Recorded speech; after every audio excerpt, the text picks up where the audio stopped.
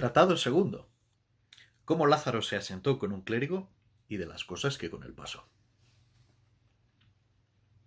Otro día, no pareciéndome estar allí seguro, fuime a un lugar que llaman Maqueda, a donde me toparon mis pecados con un clérigo que, llegando a pedir limosna, me preguntó si sabía ayudar a misa. Yo dije que sí, como era verdad, que, aunque maltratado, 1000 cosas buenas me mostró el pecador del ciego, y una de ellas fue esta. Finalmente, el clérigo me recibió por suyo. Escapé del trueno y di en el relámpago, porque era el ciego para con un Alejandre Magno, con ser la misma avaricia, como he contado. No digo más, sino que toda la laceria del mundo estaba encerrada en este. No sé si de su cosecha era o lo había anexado con el hábito de clerecía. Él tenía un arcaz viejo y cerrado con su llave, la cual traía atada con una agujeta del paletoque, y en viniendo el bódigo de la iglesia, por su mano era luego allí lanzado y tornada a cerrar el arca.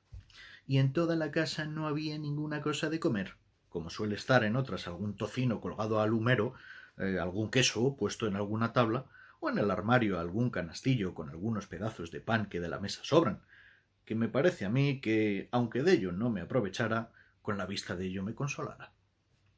Solamente había una horca de cebollas, y tras la llave, en una cámara en lo alto de la casa.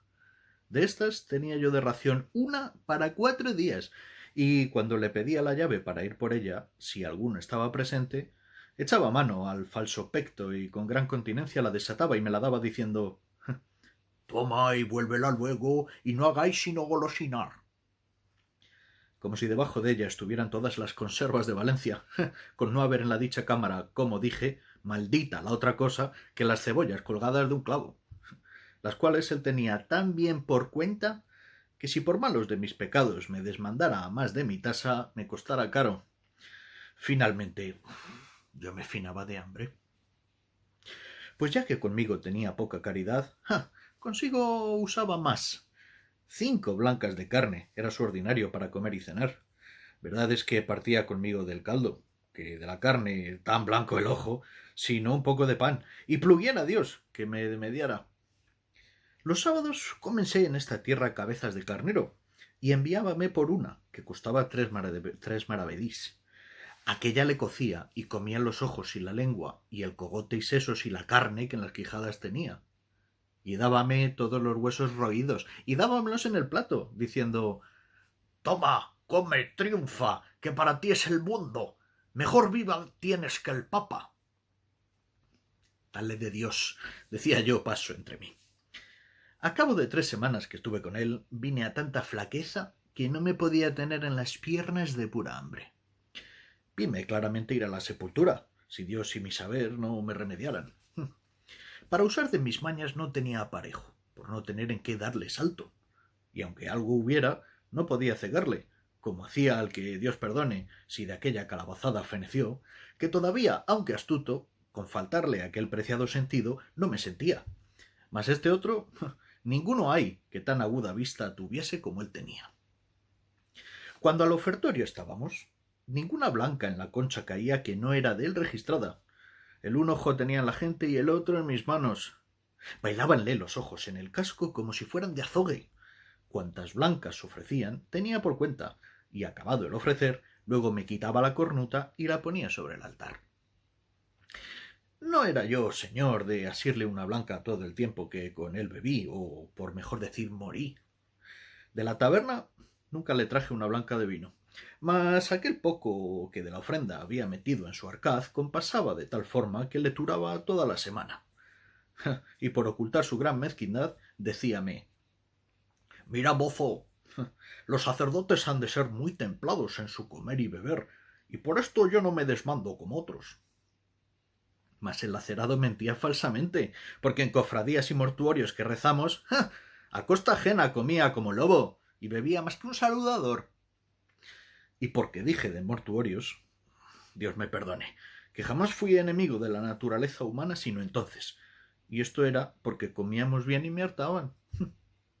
Deseaba y aún rogaba a Dios que cada día matase el suyo. Y cuando dábamos sacramento a los enfermos, especialmente la extremunción, como manda el clérigo rezar a los que están allí, yo cierto no era el postrero de la oración, y con todo mi corazón y buena voluntad rogaba al Señor no que la echase a la parte que más servido fuese, como se suele decir, mas que se le llevase de aqueste mundo. Y cuando uno de estos escapaba, Dios me lo perdone, que 1000 veces le daba el diablo, y el que se moría otras tantas bendiciones llevaba de mí dichas. Porque en todo el tiempo que allí estuve, que sería casi 6 meses, solas 20 personas fallecieron, y estas, bien creo que las maté yo, o, por mejor decir, murieron a mi recuesta, porque viendo el Señor mi rabiosa y continua muerte, pienso que holgaba de matarlos por darme a mi vida. Mas de lo que al presente padecía, remedio no hallaba. Que si el día que enterrábamos yo vivía, los días que no había muerto, por quedar bien bezado de la hartura, tornando a mi cuotidiana hambre, más lo sentía. De manera que nada hallaba descanso, salvo en la muerte, que yo también para mí, como para los otros, deseaba algunas veces. Mas no la había, aunque estaba siempre en mí. Pensé muchas veces irme de aquel mezquino amo, mas por 2 cosas lo dejaba. La primera, por no me atrever a mis piernas, por temer de la flaqueza que de pura hambre me venía. Y la otra, consideraba y decía: yo he tenido 2 amos. El primero traíame muerto de hambre, y dejándole, topé con este otro, que me tiene ya con ella en la sepultura. Pues si de este desisto y doy en otro más bajo, ¿qué será sino fenecer? Con esto no me osaba menear porque tenía por fe que todos los grados había de hallar más ruines. Y a bajar otro punto, no sonara Lázaro ni se oyera en el mundo. Pues estando en tal aflicción, cual plega al Señor librar de ella a todo fiel cristiano, y sin saber darme consejo, viéndome ir de mal en peor, un día que el cuitado, ruin y lacerado de mi amo, había ido fuera del lugar, llegóse acaso a mi puerta un calderero, el cual yo creo que fue ángel enviado a mí por la mano de Dios en aquel hábito. Preguntóme si tenía algo que adobar. En mí teníades bien que hacer, y no haríades poco si me remediásedes. Dije paso, que no me oyó. Mas, como no era tiempo de gastarlo en decir gracias, alumbrado por el Espíritu Santo, le dije: Tío, una llave de este arte he perdido, y temo mi señor me azote. Por vuestra vida, veáis si en esas que traéis ahí alguna que les haga, que yo os lo pagaré. Comenzó a probar el angélico calderero una y otra de un gran sartal que de ellas traía, y yo ayudarle con mis flacas oraciones. Cuando no me cato, veo en figura de panes, como dicen, la cara de Dios dentro del arcaz. Y abierto, díjele: yo no tengo dineros que os dar por la llave, mas tomad de ahí el pago. Él tomó un bodigo de aquellos, el que mejor le pareció, y dándome mi llave, se fue muy contento, dejándome más a mí. Mas no toqué en nada por el presente, porque no fuese la falta sentida, y aún porque me vi de tanto bien señor, parecióme que el hambre no se me osaba llegar. Vino el mísero de mi amo, y quiso Dios no miró en la oblada que el ángel había llevado. Y otro día, en saliendo de casa, abro mi paraíso panal y tomo entre las manos y dientes un bodigo, y en 2 credos le hice invisible, no se me olvidando el arca abierta. Y comienzo a barrer la casa con mucha alegría, pareciéndome con aquel remedio remediar dende en adelante la triste vida. Y así estuve con ello aquel día y otro gozoso. Mas no estaba en mi dicha que me durase mucho aquel descanso, porque luego al 3.º día me vino la terciana derecha.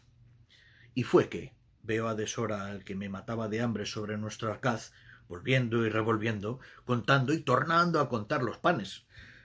Yo disimulaba, y en mi secreta oración y devociones y plegarias decía: San Juan, y ciégale. Después que estuvo un gran rato echando la cuenta, por días y dedos contando, dijo: si no tuviera tan buen recaudo este arca, yo dijera que me habían tomado de ella panes. Pero de hoy más, solo por cerrar la puerta a la sospecha, quiero tener buena cuenta con ellos. 9 quedan y un pedazo. Nuevas malas te dé Dios, dije yo entre mí. Parecióme con lo que dijo pasarme el corazón con saeta de montero, y comenzóme el estómago a escarbar de hambre, viéndose puesto en la dieta pasada. Fue fuera de casa. Yo, por consolarme, abro el arca y, como vi el pan, comencé lo de adorar, no osando recibirlo. Contélos, si a dicha el lacerado se rara, y hallé su cuenta más verdadera que yo quisiera. Lo más que yo pude hacer fue dar en ellos 1000 besos, y lo más delicado que yo pude. Del partido partí un poco al pelo que él estaba, y con aquel pasé aquel día, no tan alegre como el pasado. Mas como el hambre creciese, mayormente que tenía el estómago hecho a más pan aquellos 2 o 3 días ya dichos, moría a mala muerte. Tanto que otra cosa no hacía, en viéndome solo, sino abrir y cerrar el arca y contemplar en aquella cara de Dios, que así dicen los niños. Mas el mismo Dios, que socorre a los afligidos, viéndome en tal estrecho, trujo a mi memoria un pequeño remedio, que, considerando entre mí, dije: este arquetón es viejo y grande y roto por algunas partes, aunque pequeños agujeros.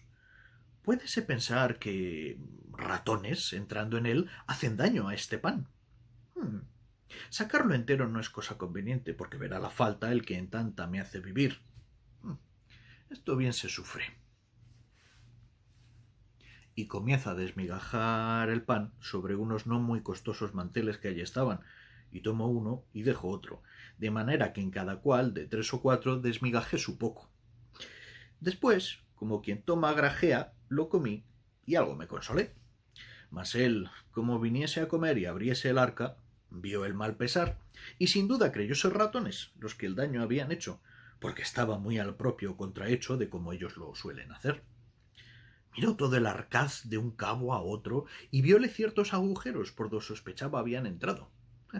Llamóme, diciendo: «Lázaro, mira, mira qué persecución ha venido aquí esta noche por nuestro pan». Yo híceme muy maravillado, preguntándole qué sería. «¿Qué ha de ser?», dijo él, «ratones que no dejan cosa a vida». Pusímonos a comer, y quiso Dios que aun en esto me fue bien, que me cupo más pan que la laceria que me solía dar, porque rayó con un cuchillo todo lo que pensó ser ratonado, diciendo: «Cómete eso, que el ratón cosa limpia es». Y así, aquel día, añadiendo la ración del trabajo de mis manos, o de mis uñas, por mejor decir, acabamos de comer, aunque yo nunca empezaba. Y luego me vino otro sobresalto, que fue verle andar solícito, quitando clavos de las paredes y buscando tablillas, con las cuales clavó y cerró todos los agujeros de la vieja arca. «Oh, señor mío», dije para mí entre entonces, «a cuánta miseria y fortuna y desastres estamos puestos los nacidos, y cuán poco duran los placeres de esta nuestra trabajosa vida. Heme aquí que pensaba con este pobre y triste remedio remediar y pasar mi laceria, y estaba ya cuanto que alegre y de buena ventura. Mas no quiso mi desdicha, despertando a este lacerado de mi amo y poniéndole más diligencia de la que él de suyo se tenía, pues los míseros, por la mayor parte, nunca de aquella carecen. Agora, cerrando los agujeros del arca, cerrase la puerta a mi consuelo y la abriese a mis trabajos». Así lamentaba yo, en tanto que mi solícito carpintero, con muchos clavos y tablillas, dio fin a sus obras, diciendo: «Agora, donos traidores ratones, convieneos mudar propósito, que en esta casa mala medra tenéis». De que salió de su casa, voy a ver la obra, y hallé que no dejó en la triste vieja arca agujero ni aun por donde le pudiese entrar un mosquito. Abro con mi desaprovechada llave, sin esperanza de sacar provecho, y vi los 2 o 3 panes comenzados, los que mi amo creyó ser ratonados, y de ellos todavía saqué alguna laceria, tocándolos muy ligeramente, a uso de esgremidor diestro. Como la necesidad sea tan gran maestra, viéndome con tantas siempre, noche y día estaba pensando la manera que tenía en sustentar el vivir. Y pienso, para hallar estos negros remedios, que me era luz la hambre, pues dicen que el ingenio con ella se avisa, y al contrario con la hartura, y así era, por cierto, en mí. Pues estando una noche desvelado en este pensamiento, pensando cómo me podría valer y aprovecharme del arcaz, sentí que mi amo dormía, porque lo mostraba con roncar y en unos resoplidos grandes que daba cuando estaba durmiendo. Levantéme muy quedito, y habiendo en el día pensado lo que había de hacer y dejado un cuchillo viejo que por allí andaba en parte do le hallase, voime al triste Arcaz, y por do había mirado tener menos defensa, le acometí con el cuchillo, que a manera de barreno de él usé. Y como la antiquísima arca, por ser de tantos años, la hallase sin fuerza y corazón, antes muy blanda y carcomida, luego se me rindió y consintió en su costado, por mi remedio, un buen agujero. Esto hecho, abro muy paso la llagada arca, y al tiento del pan que hallé partido hice según de yuso está escrito, y con aquello algún tanto consolado, tornando a cerrar, me volví a mis pajas, en las cuales reposé y dormí un poco, lo cual yo hacía mal, y echábalo al no comer. Y ansí sería, porque cierto, en aquel tiempo no me debían de quitar el sueño los cuidados del rey de Francia. Otro día fue por el señor mi amo visto el daño, así del pan como del agujero que yo había hecho, y comenzó a dar a los diablos los ratones y decir: «¿Qué diremos a esto? Nunca haber sentido ratones en esta casa sino agora». Y sin duda debía de decir verdad, porque si casa había de haber en el reino justamente de ellos privilegiada, aquella de razón había de ser, porque no suelen morar donde no hay que comer. Torna a buscar clavos por la casa y por las paredes, y tablillas a tapárselos. Venida la noche y su reposo, luego era yo puesto en pie con mi aparejo, y cuantos él tapaba de día, destapaba yo de noche. En tal manera fue y tal priesa nos dimos, que sin duda por esto se debió decir: donde una puerta se cierra, otra se abre.